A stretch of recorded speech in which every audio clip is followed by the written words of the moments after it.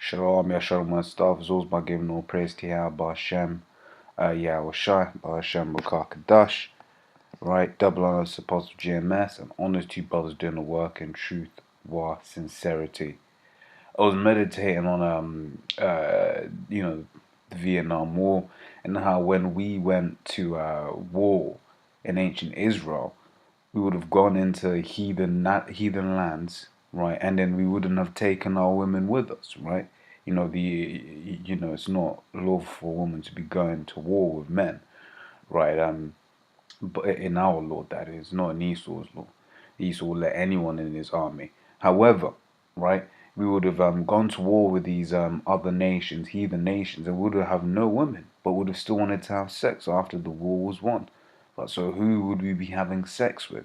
Well, would have been having sex with the women that are in that land. So, for instance, when the Moors went and conquered Spain, right, when they went and conquered Italy, right, they would have they would have just popped the women that were there. And in fact, you've got that book talking about 4 times a day. I think it's all Nature Knows No Color Line or something. Forget which book, right? But basically, when they went there, right, they would have been piping them women, right? And what would you have had? You would have had light skin, basically, quote unquote, what this world knows as mixed raced women, right? Mixed race children, sorry, right. But then let's say you have a son there, and then when the son doesn't come back with you or whatever, what have you, right? What women are around for him to deal with, right? He can deal with one of the quote unquote mixed children, or he can deal with the natives of quote unquote of that area that he's in. So if it's talking about Spain or Italy, right, we would have basically had a guy came out so-called mixed race, so-called yellow. He would have dealt with another Spanish or Italian bitch, right? And then that child would have come out wider and wider and wider, and therefore now you have, Sicily, for instance, or you got a whole bunch of niggas, or you have big sways of Eastern Europe, say Romania, Albania, right? Most of the Romanians I've met are just straight up niggas. Most of the Albanians I've met are straight up niggas. You got the Kurds as well.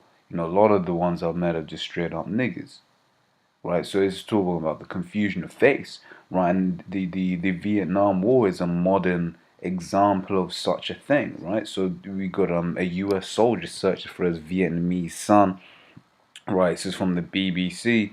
And basically, let me read this. Jerry Quinn is one of 2 million American soldiers sent to support the South Vietnamese army in the war against the North. During the conflict, it is thought about 100,000 children were born from relationships between local women and American soldiers, right?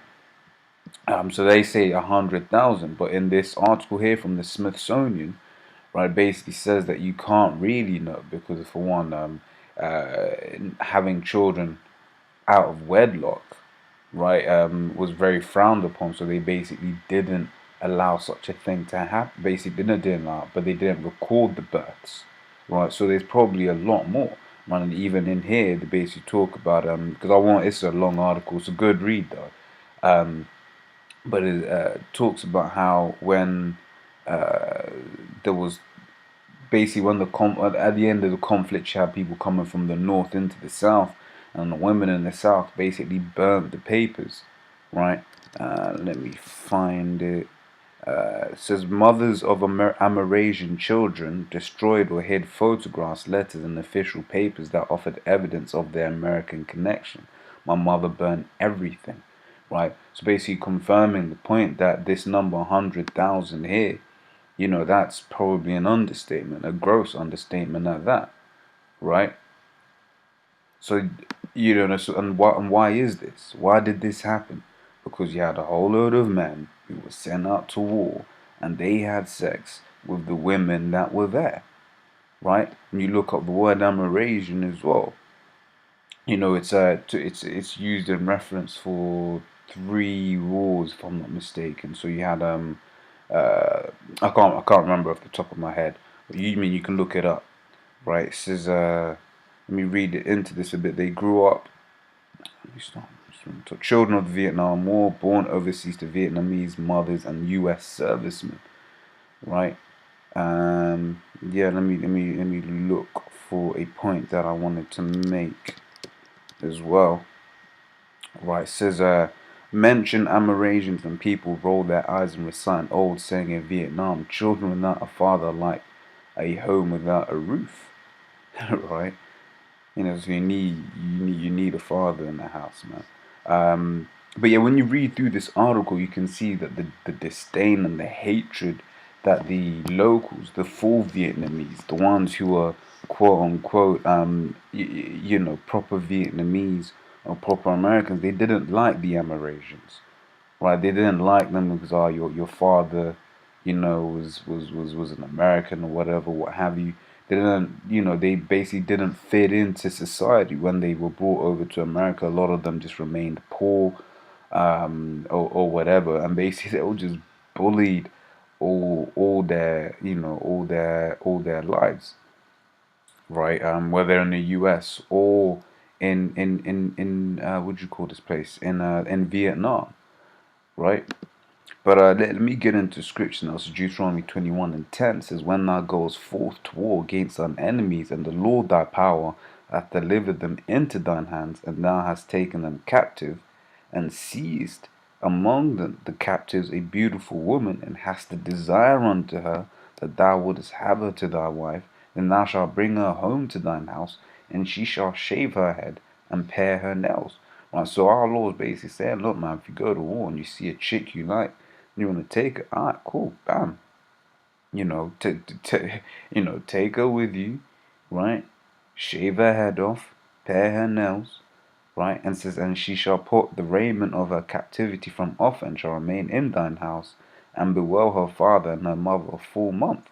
And after thou shalt go in unto her, and be her husband, and she shall be thy wife, right? So basically saying like, yeah, so basically you take her, then she shall cry for the people you killed, right? And then after that, she's ready for pluck, she's ready for plunder, right? Now imagine this same thing happening, but over in another country, right, where the soldiers may not. I gave the examples of the Moors because the Moors weren't following this, the laws, they were jailed, but they were still going off, right? But that same sentiment of you go to war and you have sex with the locals. That's been happening throughout history, right? Which is why you got to go on the spirit. You can't just look at a man and go, oh yeah, he's this, that, and the other, because you just don't know, right? And another example is Numbers 31. Points in 18, start from 13, says, and Moses and Eleazar the priest and all the princes of the congregation went forth to meet them without the camp. And Moses was wroth with the officers of the host, with the captains over thousands and captains over hundreds, which came from the battle. And Moses said unto them, have ye saved all the women alive? Behold, these caused the children of Israel through the counsel of Balaam to commit trespass against the Lord in the matter of Peor. And there was a plague among the congregation of the Lord. Now therefore kill every male among the little ones, and kill every woman that hath known man by lying with him. But all the women children that have not known a man by lying with him, keep alive for yourselves. Right, so this is when it was the Midianites that went out to fight against, basically saying, look, man, kill all the women, kill all the men, right? And then just take all the all the single ladies, or basically all of the women that have never known a man, and then do as you wish with them. That can be your concubine now, right? This is Acts 10 and 11, right? It says, and I saw heaven open, and a certain vessel descending unto him, as it had been a great sheet knit at the four corners and let down to earth. Right? It says vessel representing the nation of Israel. 2 Timothy 20-22 says four corners. Israel was and is scattered across the four corners of the earth. Right? You've got some scriptures there, and that is true. I named a few countries, that we encounter here a lot in London, or rather our part of London anyway. Right? It says, wherein were all manner of four-footed beasts of the earth, and wild beasts and creeping things and fowls of the earth, right? It says this verse represents the Israelites in a beast-like Gentile state of mind. You look at Jake right now, man. You know, it's no wonder that these people are shocked that we're the children of Israel, right? But then you got the Israelites that are you know, that believe that, for instance, you might get a white Jake, right? And that white Jake will, you know, will have picked up a lot of Edomitish customs, be doing things just like Edomites, eating his steaks bloody, right? Because he's grown up around that. But then you're around this guy, like, man, this guy's a fucking nigger, man. Why? Because he's taken on the customs of the heathens that he's round about. Or you might get a Jake that might be from Bangladesh, for instance, you know, or from Mauritius, right? And then they'll be, you know, following that, you know, those Islamic customs, man, which is going off, right? It says, and there came a voice to him, rise, Peter, kill and eat. Right? It says, kill and eat. It says, teach. Proverbs 9:1-2 says, I go teach the Gentiles. Right? Yeah, so we you know, we carry on. It says, but Peter said, not so, Lord, for I have not eaten anything that is common. You look at that word, common, koinos, common, belonging to generality, unhallowed, profane. Profane means outside of the temple. Right, so this is talking, it's not talking about meats, you know, it's not talking about actual food, right? It's just talking about, you know, it's a parable, if you want to say that, right? We carry on. It says Acts 21:28, it says, crying out, men of Israel, this is the man that teacheth all them that were against the people and the law and this place, and further brought Greeks also into the temple and hath polluted this holy place. And this is basically what I was trying to get at when I was reading this, what you call it, this, you know, excerpts from here. And, you know, I could go into it, but I mean, look at me, that's a long ass article, man. You know, I don't want to just waste your time. You know, you can, you know, you read that in your own time. But what basically you get when you read this, the understanding, the sentiment that you can pick up is what I was saying before, but how the locals didn't like these American Vietnamese children, man. They didn't like them, right? Part of the reason was because of their fathers and all of that. But then you say, all right, cool. Why were they still not liked when they was in America?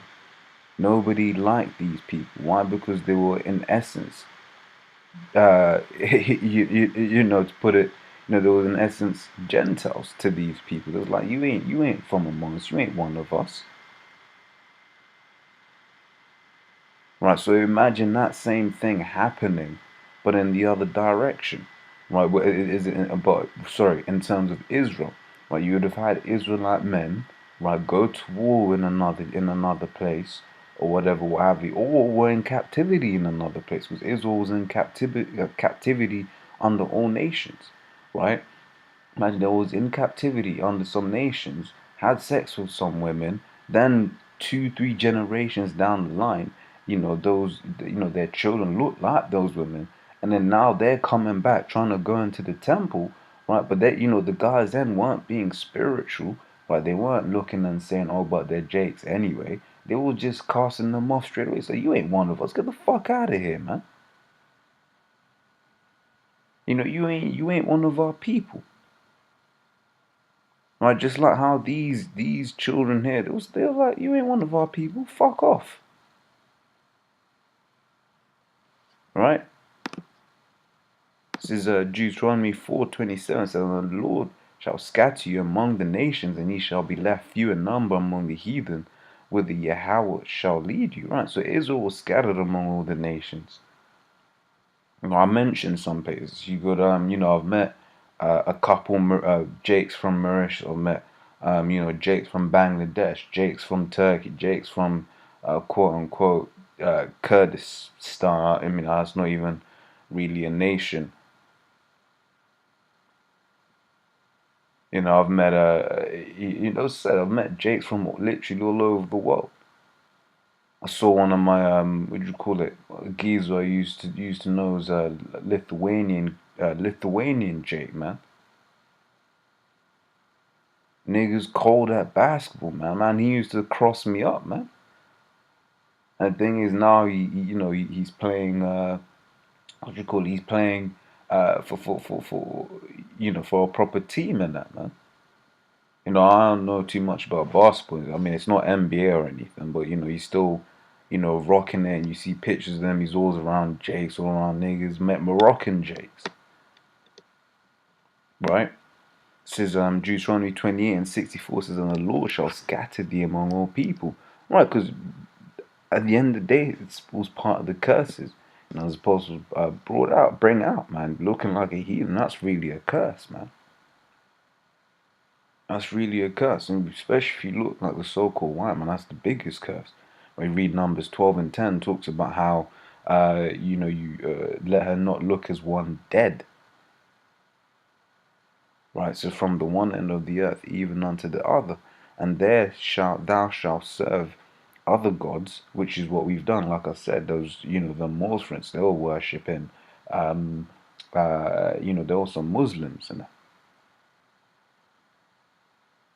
well, then you had you see all the Jakes today. You got Jakes in China that be into Buddhism, right? You got Jakes in Nigeria that be heavy into Islam, right? Like I said, Jakes in Turkey, they'll be heavy into Islam,